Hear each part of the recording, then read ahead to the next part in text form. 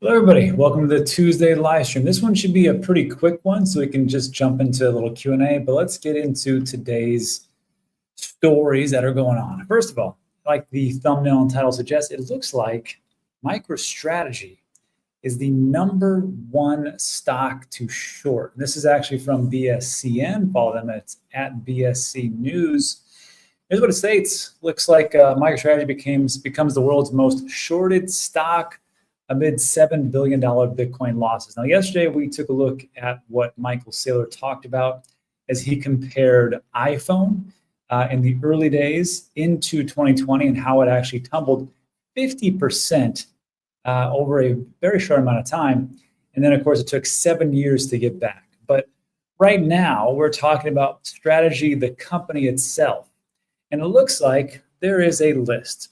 And on this list, it looks like these are the top companies that are being shorted as far as the largest short interest as percentage of market cap.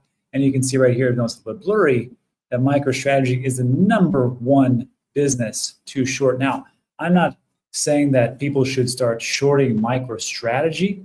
I'm not saying that this is a good move by everybody, but lately it's been a little bit of a laggard as things have not been going the way for Strategy.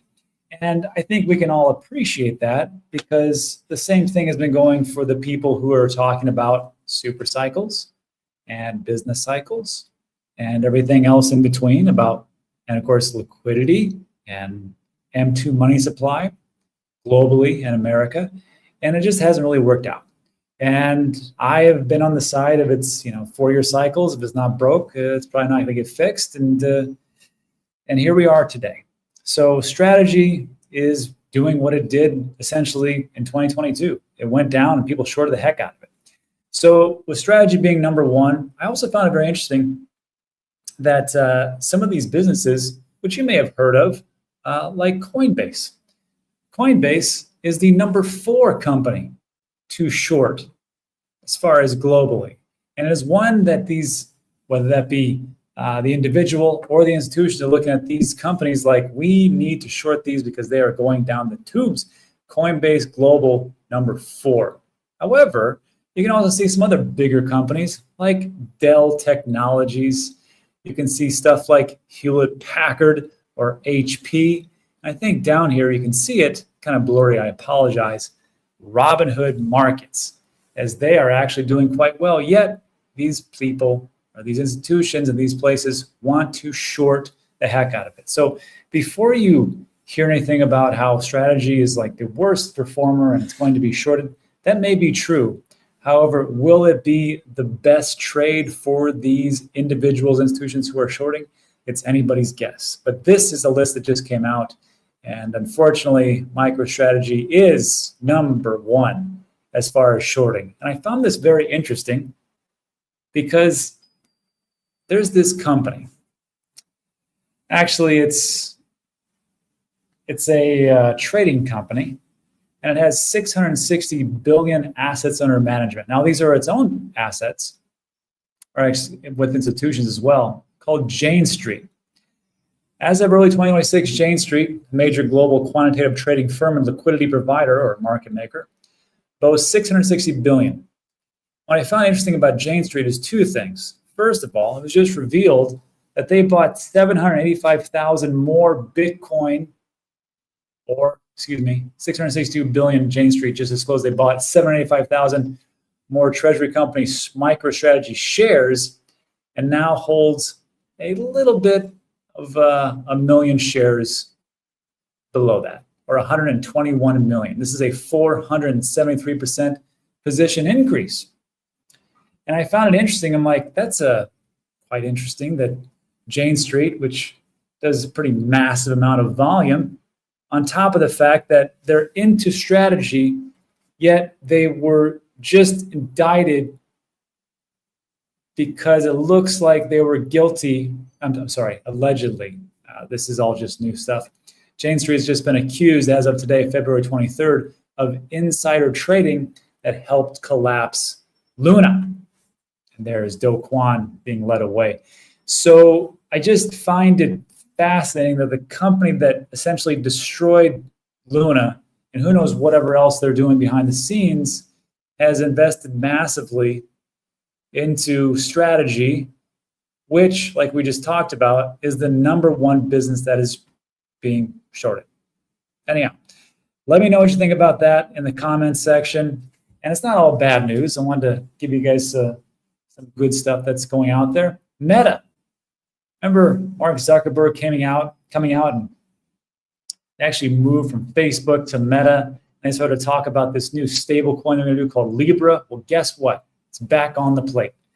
Meta reportedly plans to begin stablecoin integration in the second half of this year. And it's not too many months away. So, the second half of the year, that could be, July, August, September, December, whatever else it is. But it's interesting that they're revisiting the stablecoin integration, even though they failed at it in the very beginning with Libra. Why would they do that? Probably because the Clarity Act is going to go through, and it looks like the SEC isn't going to oversee stablecoins. It's going to go in the jurisdiction that is the CFTC. And if that's the case, why wouldn't they do that? There's money to be made. And I will say it's interesting because not only stablecoins here with Meta, but there was an article that was put out recently, and it's from Cintrini Research. Before we talk about it, you have to know who Cintrini Research is. They are essentially, it's a newsletter. It's not a very big one, not very well known in the majority, but they just put out an article. And it's been getting everybody talking, and they're kind of a sleeper because this articles that they published, who Cintrini Research is, they have been at the top of the equity investment game since it began, where they've called out some winners like NVIDIA, Eli Lilly, Credo, and many more. And their whole thing is, it's our most firmly held conviction that narratives drive markets more than any other factor. I say I can get behind that. But what they just put out by Cintrini Research, it says that AI agents are transacting under stablecoin payment rails, and they're bypassing interchanges. And they're going to keep doing this into the nth degree. And they see technology moving quickly, and unfortunately, Visa, MasterCard, American Express, and Capital One not be able to keep up. And because of this one article that they put out, Visa tumbled by almost 4.5%. MasterCard 6.3, American Express 7.9, and Capital One by 8%. So if they're here saying, hey, you know what? Narratives drive markets. They put out an article that says that these AI agents are going to keep using stable coins, just pretty much bypass everything, is going to take over. And they're able to reduce the market, Visa, MasterCard, American Express, Capital One by this much. That's saying something. And I took a look at the article itself from Cintrini. And this is the one that got me the most interested. It just talks about these AI agents working together. There was so much price matching and aggregating to do so. The biggest way to repeatedly save the user money, especially when agents started transacting among themselves, was to eliminate fees. Visa, PayPal, MasterCard, Stripe, they all have the same type of thing. It's like 2-3% plus 30 cents per transaction fee. And they're able to reduce that to almost nothing because in machine-to-machine commerce, that 2 or 3% card interchange become an obvious target and obsolete. Agents went looking for faster and cheaper options than cards. And because the agents were able to autonomously do what they want to do, most settled on using stable coins via Solana or Ethereum L2s, where settlement was near instant and the transaction cost was measured in a fraction of a penny. And this is why I'm always talking about payments will be the next big thing. And that's why I'm still investing into the best Binance, Ethereum, Solana, Tron, but of course the big play being Bitcoin. And that's it for today. So look, like today's video, a little bit quicker today. I like these little ins and outs. Give it a thumbs up, consider subscribing. What we talk about is time sensitive. Now let's get into a little Q&A, answer all your questions, and we'll go from there. Let's see. I saw Rob's thumbnail and immediately bought another $300 Microstrategy. Might work out for it. I mean, look, I'm not that guy to short anybody or to short any different type of business. I think that's for other people. I just don't do it. I'm not that much of a trader. But it was interesting how they are number one. And I looked at that, I'm like, I wonder if that's how the markets work. They just kind of go for one thing, and everybody thinks the market's going to go this way and does the exact opposite. We'll see. I love the way I say it too. Solana. I know some people hate it, but I can't stop saying it. And the only reason I say it like that is that's just how it always comes out. Same thing as China. I don't know why. No questions. This is I'm doing a great job. Nobody has questions, I'm good. It will be sweet, says N4C. N4CE. It will be sweet if stablecoins are a regular buying method like the rest, and B, if it's all decentralized, trustless, fast, and no banks, no Visa, or their conglomerates involved. That is true. Hey, there's two things. First of all, I want to try something. I'm going to take my microphone. I'm going to hold it closer. Does the audio sound any better if I do something like this? I was listening to Keith, and he's out there walking in the park, and he's giving macro information, and he's got his, thing just like this and talking. It sounded really good. I'm going to try that. But anyhow, getting back to N4CE, stable coins are great, and people were, they're really excited about the rails that it's built on, all those things. But as a reminder, Tether and Circle are the ones that own like 94% now of maybe 92, I don't remember, of the total market cap for all the stable coins. But I know that we here in the cryptoverse really like the fact that that they can't shut us down because of decentralization. The problem with Circle and Tether, I don't want you guys to be disillusioned, is that they will shut you down if the government tells them to do so. And we've already seen it. Tether and USDC, if you do just a quick Google search or a Perplexity or a ChatGPT, it'll tell you how many billions of dollars have been shut down by Circle and Tether. And it's because they can do that. So I know people will say, well, I'm never going to vote for a CBDC, a central bank digital currency, because they can control those funds. I hate to break it to you, but they can do the same thing with Circle and Tether. All right. Santanic says, is there a recession coming soon?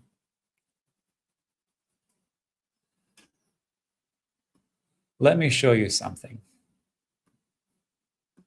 Hopefully I still have it. I didn't shut it down.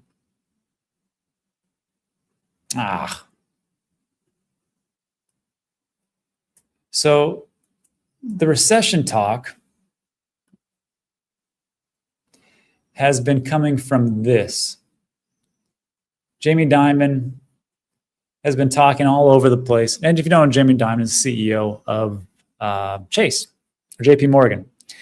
And he's saying like, hey, this looks exactly like 2008, pre-2008, and we're going to see some big, huge problems. However, I will remind everybody, let me see if I can pull this up.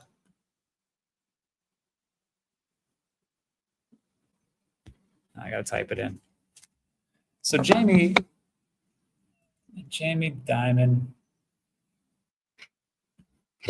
not too long ago, said this. This was in June 1st, 2022. Jamie Dimon says, brace yourself for an economic hurricane caused by the Fed and Ukraine war. And essentially back on June 1st, 2022, he was saying, we're going to have a big recession. It's going to be the worst thing you've ever seen. It's going to be awful. That's essentially what the hurricane he was talking about. There was no recession. And actually, he almost called the bottom.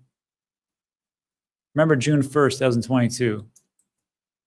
S and P.